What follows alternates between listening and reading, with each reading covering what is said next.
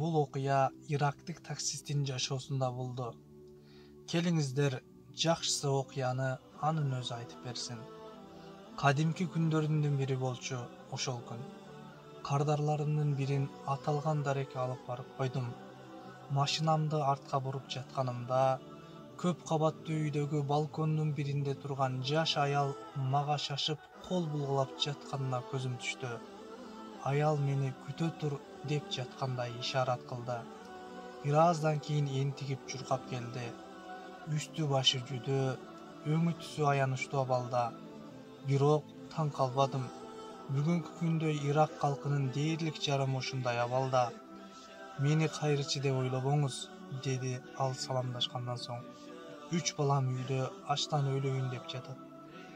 Анын үнүндөгү муң жүрөгүмдү дүкүлдөтүп жиберди. Күйөөмдү баскынчылар өлтүрүшкөн. Ушул убакка чейин бар жогумду сатып күн өткөрдүм. Бирок эми колго илине турган эч нерсем калбады.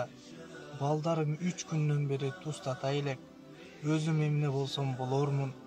Бирок чүрпөлөрүмдүн нан сурап жалбарышына чыдай албай калдым. Аллах жолунда жетимдерге жардам бериңиз. Тез эле чөнтөгүмө кол салдым. Бир боо акчамды кармаганымда шайтан азгыра баштады. Эмне кылып жатасың өзү? Мындайларды эми көрүп жатасыңбы? Акыры бул акчаларды не машакат менен топтогонсуң го? Балдарыңдын ырыскысын кыйып. Чын эле, унаамдын дөңгөлөктөрүн алмаштыруу үчүн канча айлардан бери акча чогултуп жатам. Келинчегим тамак ашыбыздан үнөмдөп, чогултуп берген эле бул акчаны. Ар күнү иштен келишимди кабатыр менен күтүп отурат. Тамтыгы чыккан дөңгөлөктөр менен кырсыкка учурабаса экен деп коркуп отурат. Бүгүн устаканага барышым керек. Жесир аял ойлонуп калганымды көрүп ыйлап жиберди. Кайыр сурап көнгөн эмесмин. Суранам, нан табуу азабында намысымды сатканга аргасыз болбоюнчу тууганым. Колуңдан келсе бөбөктөрүмдүн жанын, менин намысымды сактап калууга жардам берчи. Жүрөгүм өрттөнүп кетти. Колумдагы акчанын баарын алдым да аялга сундум. Эч качан намысыңды сатпа, карындашым. Бул акча бир нерсеңе жарап калар. Калганын Аллах берет. Менин колумдан келгени ушул. Аял толкунданганынан калтырап кетти. Кийин ичке колдорун көтөрүп дуба кылды. Аллахым бул жакшылыгыңыз үчүн ылайыктуу сыйлыгын берсин. Аллах ыраазы болсун, өзү колдосун. Ошол күнү араң нанга акча таап үйгө кайттым. Устаканага барбадыңызбы деп кабатырланып тиктеп турган аялыма калп айтууга туура келди. Бардым, бирок азыр машинама түшө турган дөңгөлөктөр жок экен. Келгенде өздөрү кабар беришет. Арадан 3 күн өттү. Кечинде үйгө кайтсам, келинчегим колума бир кагаз карматты. Дөңгөлөктөрдү алмаштырууга барат экенсиз. Устаканадан кабар жиберишти, деди ал сүйүнүп. Аңырайып калдым. Кандайча, эч кандай устаканага барбаган элем го. Шашып кагазды карадым. Атым менен дарегим туура жазылган. Устакананын дареги да бар. Жубайыма сыр бербедим. Бирок таң атканча уктай албай чыктым. Балким алар жаңылгандыр. Башка бирөөгө адаштырып жатышат бекен.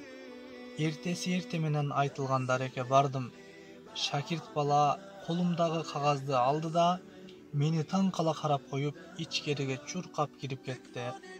Бир аздан кийин ичкериден толкундангандан калтыраган үн угулду. Келди уста, ал келди. Таң калуум күчөп турганда, ичкериден толмочунан келген, жашы 50ден ашып калган уста шашып чыгып келди. Ал мени бир саамга тиктеп турду да, анан өкүрүп ыйлап бооруна кысты. Демек, сен экенсиң да, демек, бул сен экенсиң. Эч нерсеге түшүнбөйт элем. Таң калуум арта берди.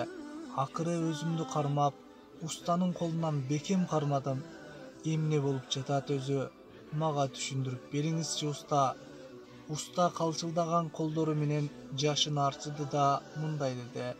Мына 3 түндөн бери түшүмө Расулуллах саллаллаху алейхи вассалам кирип жатат. Мага паланча даректеги паланчаны чакыргын да машинасынын дөңгөлөктөрүн алмаштырып бер. Бирок төлөмүн алба. Акысын өзüm төлөйм. Кыямат күнү шафаатыма ээ болосуң. Аллах үчүн айт, бир тууганым, кандай жакшылык кылган элең? Расулуллах саллаллаху алейхи вассалам мүшкүлүңдү жеңилдетүү аракетинде. Кандай? Мен башка устанын сөзүн укпайт элем. Көз жаштардан улам муунуп калган элем.